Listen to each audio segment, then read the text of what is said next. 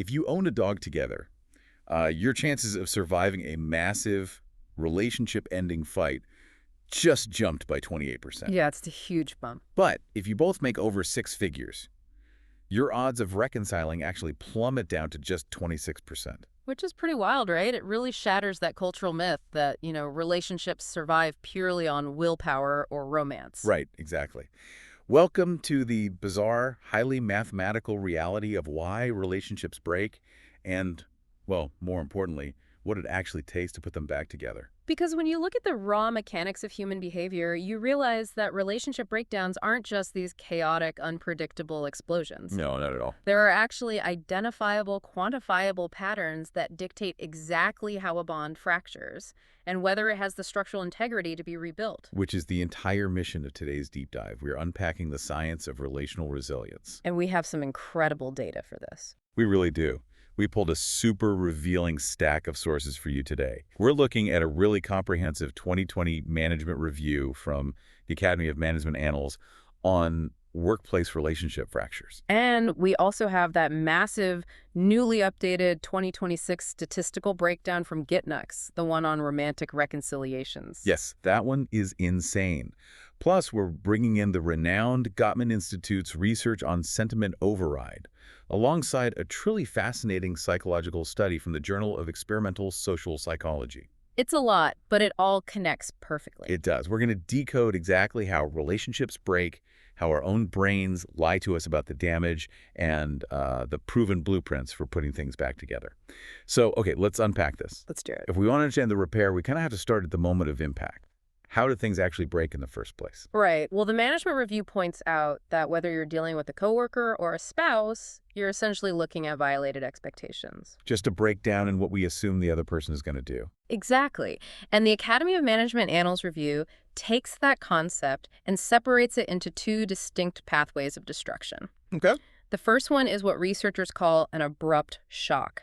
Which sounds exactly like what it is. Yeah, it's your highly visible, low-probability event, a massive violation of trust like discovering a major lie or outright sabotage that immediately just halts cooperation. But that's not the most common way, right? No, not at all. The second pathway is far more common. They call it a gradual drift. Gradual drift. Yeah, this is the slow, almost imperceptible accumulation of small, seemingly insignificant transgressions over a really long period of time. And in the workplace specifically, they identified four main triggers for these fractures, right? It was mistreatment, broken psychological contracts, direct conflict, and this really interesting concept called crossover. Crossover is huge. Yeah, the first three feel pretty self-explanatory, but crossover just seems entirely different. Yeah. What's fascinating here is, well, actually, how does crossover even work? What's fascinating here is that crossover is completely insidious. It happens when outside stress infects a relationship that otherwise had no internal conflict at all. Wow. Yeah. The 2020 review outlines a scenario that honestly probably happens in half the homes of our listeners. I'm guilty of it, for sure. Right. So imagine a partner sitting in their living room, supposedly spending time with their family, but they're covertly using a mobile device to answer stressful work emails. Oh, the under-the-table phone scrolling. Exactly. That external stress creates an invisible agitation or, social withdrawal right there at home. But the cycle doesn't stop there. It spreads. Yes. That friction created in the living room then crosses over again the next morning. That same person goes into the office, and because their baseline stress was elevated at home, they end up snapping at a totally different colleague. Oh, wow. So the fracture literally traveled from the office to the home and back into the office again. Yep, damaging multiple relationships along the way. So a relationship is essentially like a bridge. It can collapse from one massive unforeseen earthquake, which is your abrupt shock. Right. Or it can collapse from years of microscopic, invisible rust that no one bothered to paint over the gradual drift. But if we're looking at the reality of repairing that bridge, is one inherently harder to fix than the other? It's a great question. Because an earthquake feels a lot more devastating than just some rust.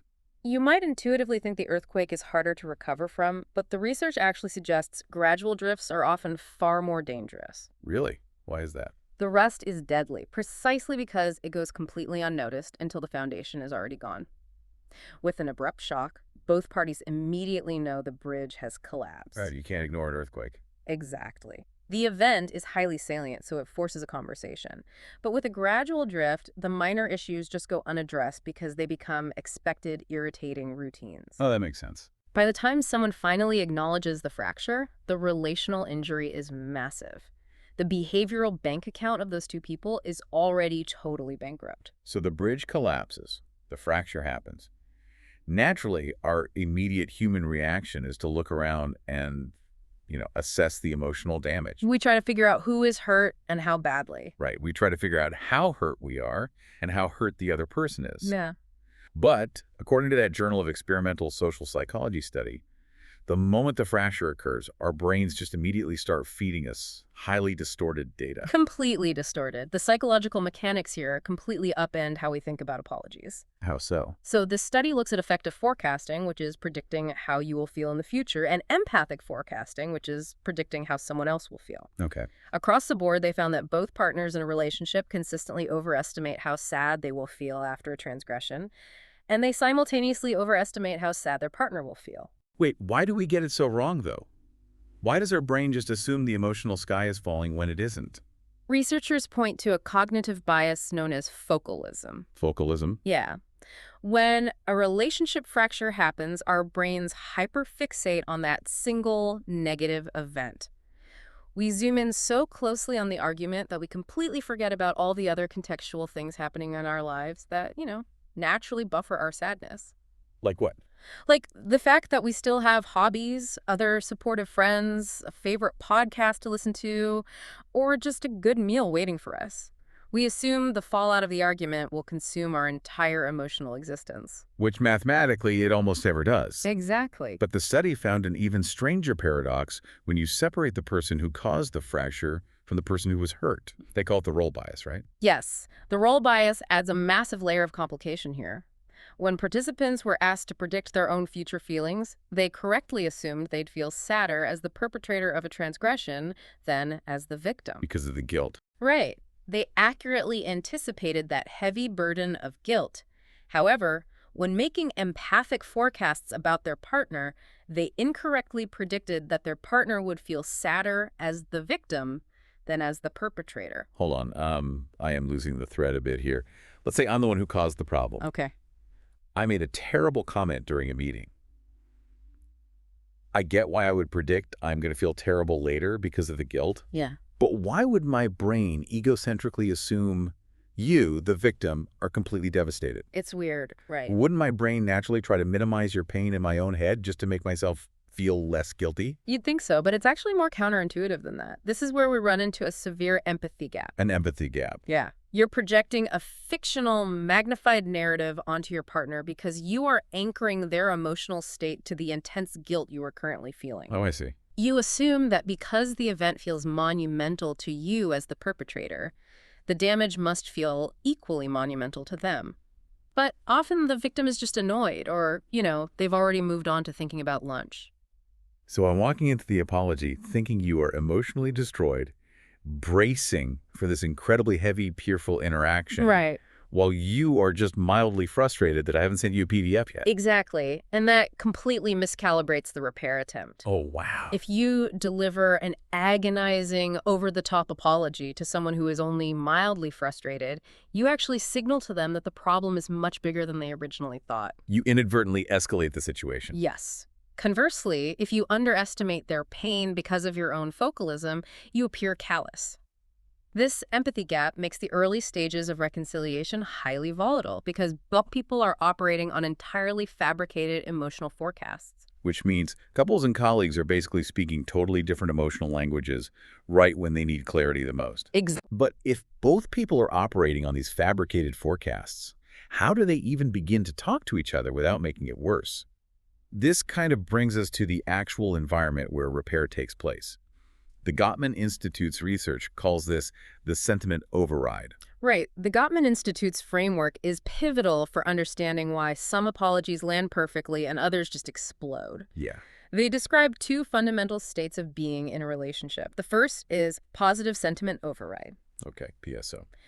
If a relationship has a strong historical foundation of friendship, it exists in this positive state. In this environment, even a neutral or poorly phrased negative message from your partner is given the benefit of the doubt. Because you assume positive intent. Exactly, because the baseline is secure. Here's where it gets really interesting, though. Because without that deep foundation, you default into negative sentiment override, right? Yes. In negative sentiment override, your partner is fundamentally viewed as an adversary. You don't see them as a friend making a clumsy mistake. You see them as a threat. And the crucial takeaway from Gottman's years of observational data is that you cannot just flip a switch to change a negative override back to a positive one right in the middle of an argument. It's too late by then. Way too late. You actually have to stop the conflict entirely and rebuild the underlying friendship before the conflict can be resolved. I love visualizing this.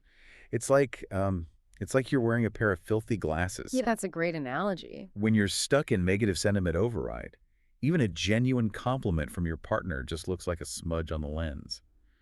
You physically cannot perceive their good intentions because the lens itself is contaminated. And the data takes this a step further by identifying the specific behavioral key to taking those dirty glasses off. Which is what? Gottman's research highlights the absolute necessity of accepting influence. Accepting influence. Yes. They found that in long-term heterosexual marriages, husbands who actively accept their wives' influence, meaning they actively share power, validate perspectives, and search for common ground instead of just shutting down the argument, have significantly happier marriages. And are drastically less likely to divorce, right? Exactly. I know half of our listeners right now are internally screaming, but I already share power. But the reality is we're incredibly bad at self-reporting this, aren't we? Oh, terrible at it. We think we're accepting influence when we're really just waiting for our turn to speak. And when that influence is actively resisted, when one partner tries to steamroll the other, Gottman says we invite in the 4 horsemen of the apocalypse. Yes, the 4 horsemen are criticism, contempt, defensiveness, and stonewalling. And it's important to distinguish these from just normal arguing, right? Very important. Criticism isn't just complaining about a behavior, it's attacking the core character of the person. Contempt goes even further by assuming a position of moral superiority, sneering, eye-rolling, or mocking. Just toxic stuff. Defensiveness is playing the victim to ward off a perceived attack, effectively saying the problem is entirely the other person's fault. And stonewalling is simply shutting down and withdrawing from the interaction entirely. And the predictive power of those 4 behaviors is terrifying. It really is. The research indicates that if those 4 horsemen take over a relationship and mutual solutions fail to be reached, there's an 81% chance of serious relationship destabilization. The bridge doesn't just rust away, it gets actively demolished by the people standing on it. Which forces a very difficult reckoning. If the 4 horsemen are present, the probability of survival just plummets. Okay, but let's say you realize you're wearing the filthy glasses. You navigate that empathy gap we talked about. You actively banish the 4 horsemen, and you genuinely want to clear the rubble and reconcile. Right. What are your actual odds of making it work? The 2026 GetNext statistical report gives us the raw data on this. And honestly, the demographics of who actually survives a fracture are wild. The GetNext data is incredibly sobering because it strips away all the romanticism we attach to reconciliation and looks strictly at the environmental realities. Yeah. Give us the numbers. For instance, they found that gamers who play online together reconcile at a 47% rate. Which honestly makes perfect sense when you think about it. They literally have a built-in low-stakes mechanism for shared problem-solving and communication. Exactly. But the income divide is the statistic that really grabbed me. Low-income couples reconcile at a 48% rate, while high-income couples, specifically those making over $100,000, reconcile at just a 26% rate. Let's look at the mechanism there because this raises an important question and it challenges a lot of assumptions. Absolutely. The report outlines massive statistical boosters for reconciliation success. Shared living arrangements increase the odds of reconciliation by 2.3 times. Yep. Attending therapy raises the odds an astounding 3.1 times. Simply owning a pet together correlates with a 28% higher reconciliation rate. And mutual apologies boost it by 2.2 times. So we all grow up consuming these narratives that love conquers all. But these statistics highly suggest that love actually requires a shared dog, a joint lease, and a highly qualified therapist to get the job done. Pretty much. It sounds aggressively pragmatic. Well, in relationship science, we refer to things like shared leases, joint finances, and pets as structural commitment. Structural commitments. Yeah. When you have high structural commitment, breaking up is logistically agonizing. That logistical difficulty provides friction, and friction buys you time. Oh, so you can just run out the door. Right. It forces the couple to pause, stay in each other's physical orbit, and actually do the uncomfortable emotional work of repair that they might otherwise just run away from. So that explains the high income stat. Yes. High-income couples having more financial independence lack that friction. It's mathematically easier for them to simply walk away rather than endure the discomfort of repairing the fracture. But the Gitnux data doesn't just celebrate the successes, right? It has a whole section dedicated to the dark side. The long-term psychological consequences of failed or highly unstable on-again, off-again reconciliations. Yeah, and the numbers are incredibly grim. What are we looking at? The toll of an unstable reconciliation is severe. For couples caught in that cycle, on-again anxiety rises 2.1 times post-reconciliation. Yikes. 3 years down the line, 34% of these couples report suffering from chronic trust issues. And most alarmingly, there's a 42% higher divorce proneness for couples who have a history of breaking up and getting back together compared to those who do not. Which means unstable reconciliation is basically like applying a cheap software patch to a massive bug. That's a perfect way to phrase it. It might stop the system from crashing today, but because you never actually rewrote the core code, the system is guaranteed to fail again. And probably take more data down with it next time. Exactly. If you're going to put the pieces back together, you don't want to just return to the status quo. You want a relationship that won't break the same way twice. Returning to the Academy of Management Annals review, researchers make a vital distinction here between relational restoration and relational adaptation. Okay, what's the difference? Relational restoration is exactly what you just described with the software patch. It's simply returning to the pre-fracture state. You stop fighting, but nothing has fundamentally evolved. Right. True relational resilience, however, requires relational adaptation. This means the two individuals actually experience positive growth. In academia, they call it expanding the behavioral repertoire. So basically it means you've updated the relationship's operating system, so you both have entirely new tools for handling stress the next time it hits. Yes. And to successfully update that operating system, the review says you need reparative foundations. Which basically means maintaining a shared positive affective climate and having a high long-term relational commitment, right? Yes. You need a deep reservoir of positive emotions to draw from when things get difficult. And the 2026 Gitnux stats completely validate this adaptive framework. Do they? Yeah. They found that 62% of reconciled couples who actively worked on these positive foundations stayed together for at least 5 years post-reunion. That's a huge jump. And for couples who completed clinical therapy after reconciling, their long-term stability hit 71% at the 3-year mark. The management review also mentions a very specific, actionable tactic for achieving this adaptation called pro-social sense-making. How does someone actually do that? Pro-social sense-making is a deliberate cognitive exercise. Right. Instead of ruminating endlessly on the trauma of the fracture, individuals actively write or think about the personal benefits or the vital lessons learned from the transgression. So finding the silver lining on purpose. Exactly. Studies show that when individuals engage in this kind of benefit-finding exercise, it encourages genuine forgiveness, severely reduces the desire for revenge, and prevents the relationship from entering a downward spiral. It's about actively crafting a redemption story rather than passively accepting a victim story. Yes, beautifully said. So what does this all mean for you listening right now?